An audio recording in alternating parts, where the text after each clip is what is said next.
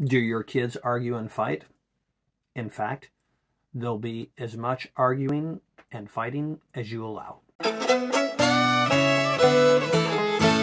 It is possible not to have arguing and fighting between your kids, even if you and your siblings argued and fought all the time when you were kids. Well, arguing and fighting is common in most workplaces. Well, it's common in most families. It's not normal. The reason it's not normal is because it is sin. And there was once a time when sin did not exist, and there will be a time in the future when sin will not exist. So even if something is common, like sin, it's not normal. We have had the privilege of taking hundreds of young people on 1-month-long mission trips.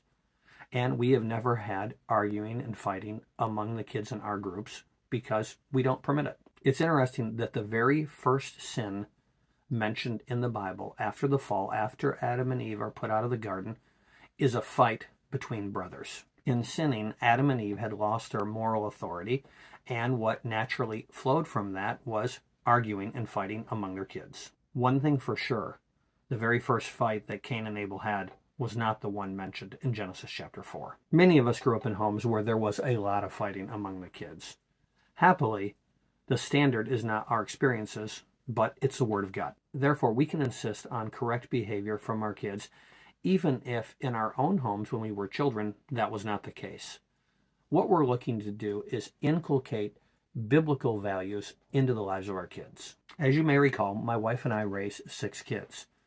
We did not have arguing and fighting among our kids because we did not allow it. When a conflict happens, and they are going to happen, it is necessary for the parents to be diligent to figure out all the details of exactly what happened. Who said what, who did what first, where were you when it happened, where was he when it happened, all those things that we as parents find to be annoying.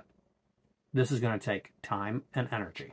And we can't just say, okay, everybody's getting punished, when we don't actually know if everybody's guilty. When we as parents do something like this, we're just being lazy. When 2 of our kids had a conflict, one of us would sit down with them and regulate the problem.